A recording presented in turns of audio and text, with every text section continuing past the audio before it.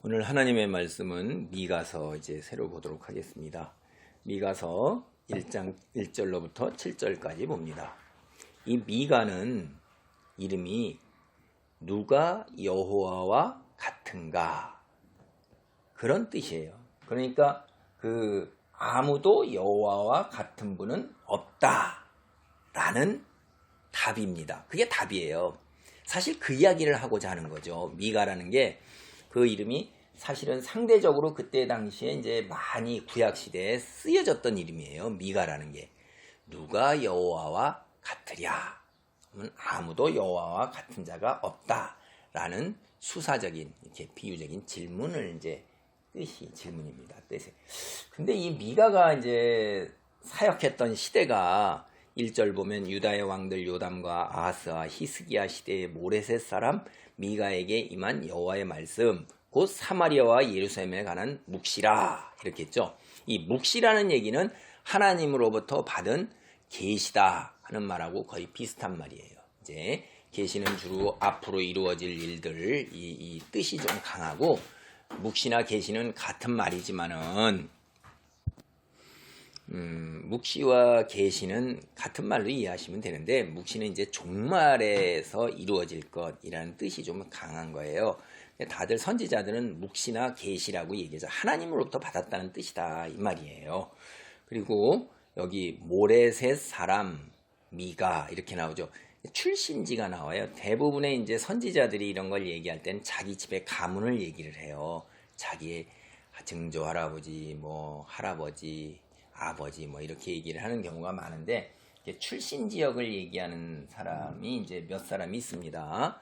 그 사람들이 이제 출신 지역 얘기하는 사람들이 몇 분 있는데 그런 분들이 이제 나중에 한번 또 제가 말씀을 드릴게요. 그래서 모레셋이라는 것이 이제 이쪽에 요새화된 도시였던 거예요. 작은 도시였었어요. 네. 근데 이제 이때 이 배경에 요담과 아하스와 히스기야 시대에 이 미가가 활동하던 시기에 이때 당대에 이 북이스라엘 사마리아에 이제 여기 보면 사마리아를 보면 유물이 발견돼서 나오면 많은 이름이 바알이라는 말을 담고 있어요. 여러분 우리가 다니엘서 볼 때도 이제 그 신들의 이름이 나오고 그러잖아요. 느부, 간네살 이런 것들도 느부가 신 이름이거든요.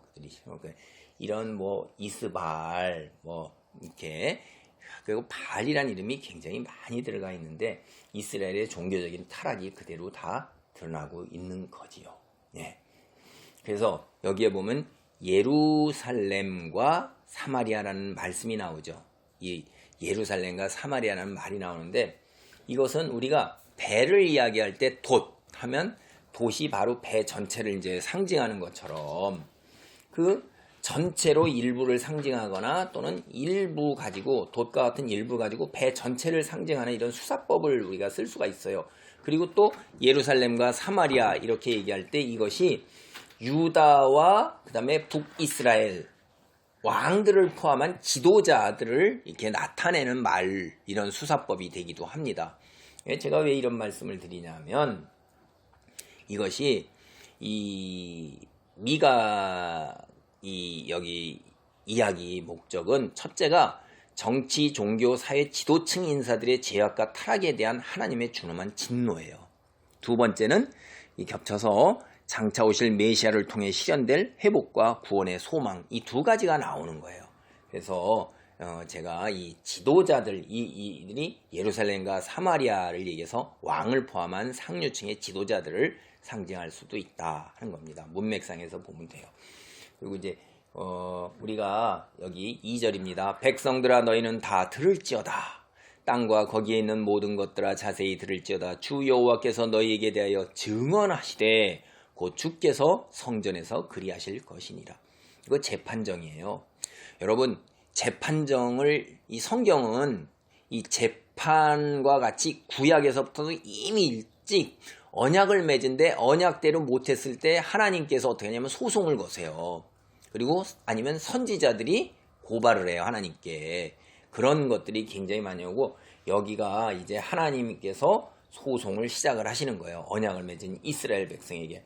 그래서 그 소송이 어디서 이루냐면 주가 계신 성전 하늘나라에서 이루어지는데 3절 여호와께서 그의 처소에서 나오시고 강림하사 땅의 높은 곳을 밟으실 것이라. 성전에서 소송을 하고 직접 그 소송을 진행하기 위해서 이 세상에 내려오시는 거예요. 현현하시는 것입니다. 그게 처소에서 나오고 강림하시는 거예요. 인류 역사에 직접 개입하신다 이 말이에요. 하나님이 이 세상에 직접 나타나시는 것을 현현이라고 그래요. 현현. 이제 좀 어려운 말로 강림이다 이렇게 하는데, 그럴 때 세상에는 초월적 현상들이 나타나요. 여러분 지진이 있고 그 다음에 화산 폭발을 영상하는 불도 나오고 그냥 빛도 있고 연기도 있고 하여간 여러 가지 번개, 천둥, 초자연적인 현상이 있어서 두려워서 벌벌 떨잖아요. 하나님께서 오면 우리 구약의 앞에 모세의 하나님이 많이 임하실 때 보세요. 얼마나 두려워서 벌벌 떱니까? 그리고 또 하나님이 나오실 때는 그게 뭐냐면 이스라엘을 대적하는 무리들을 하나님께서 일거에 처벌하시려고 나오세요. 여기 구약 성경을 쭉 읽어보면 두 가지 경우에 하나님이 이제 나오시는데, 하나님이 현현 나올 때 전쟁이에요. 전쟁. 전쟁이라 이 말이에요. 이스라엘을 벌하려고 오시는 거예요. 여기서는 4절 보세요. 그 아래에서 산들이 녹고 골짜기들이 갈라지기를 불 앞에 밀초 같고 비탈로 쏟아지는 물 같을 것이니 초자연적인 현상이죠. 5절입니다. 이는 다 야곱의 허물로 말미암으며 이스라엘 족속의 죄로 말미암음이라. 야곱의 허물이 무엇이냐? 사마리아가 아니냐? 유다의 산당이 무엇이냐? 예루살렘이 아니냐? 야, 참 북이스라엘의 허물은 사마리아 지도자라는 얘기라고 제가 말씀드립니다. 유다의 산당 예루살렘 뭐예요? 예루살렘 지도자예요.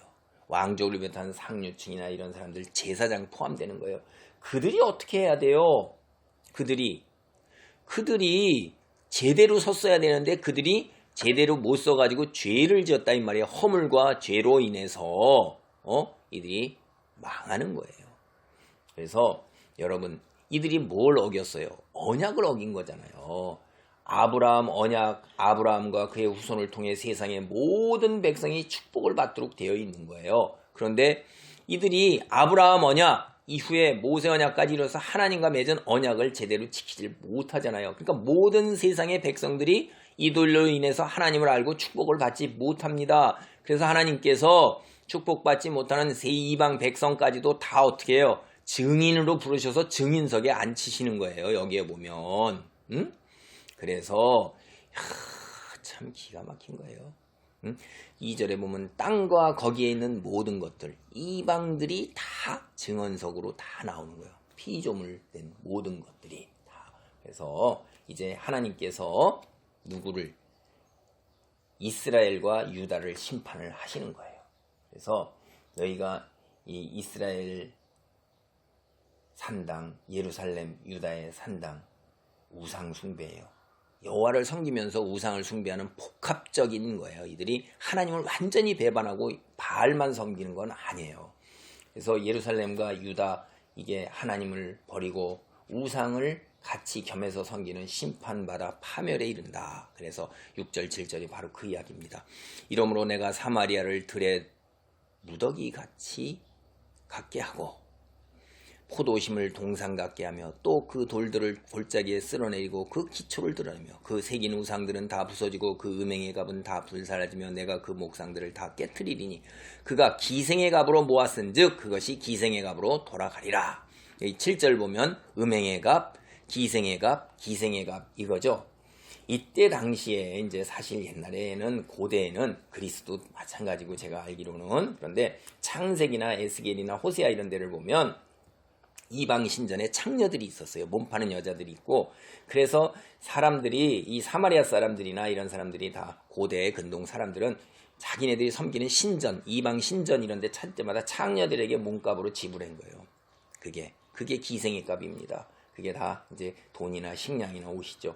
되게 성적으로 굉장히 문란했었어요. 신전 창녀들 다 해서 이렇게 하고선 그 예배 드리러 가서 그렇게 거기서 그런 음란한 행위를 하고, 근데 사마리아가 신전 창녀들을 그렇게 고용해서 얻은 돈들 그런 거 제사장들이 다 하면 그거 다시 다 도로 기생의 값으로 다시 돌아갈 거라고 다시 선언하는 거예요. 결국 무슨 얘기냐면 이게 이방 열방의 이제 군대들이 들어와 가지고선 그 이방 신전의 기금속 돈을 다 합치해서 자기 신전으로 가져가서 거기다가 다시 이제 드리거나 거기 자기들이 섬기는 신전의 창녀들과 놀아난다 하는 그런 이야기입니다. 이게 결국은 이게 이 예언이 그대로 성립돼서 721년에 결국 멸망하는 그 불행한 일이 일어났죠. 그래서 이 북이스라엘 사마리아가 초토화되는 그 예언이 최종적으로 성취되고 그렇습니다. 다시 보십시오. 중요한 것은 여기에서는 상류층이 제대로 서지 못할 경우에 백성들 역시 제대로 서지 못해서 그 상류층의 죄값이 백성들도 공동체로 같이 치러야 되는 거예요. 백성들이 바로 섰다 하더라도 바로 서기도 물론 어렵죠. 이 상류층이 부패하고 종교적으로 부패하면 사회 정치적으로도 부패하고 윤리적으로도 부패해서 그 공동체 속에 있는 사람들은 모든 운명의 공동체로 같은 심판을 당하기 마련입니다. 오늘 이 북이스라엘에 내려질 심판, 그걸 하나님께서 말씀하고 계십니다. 아멘.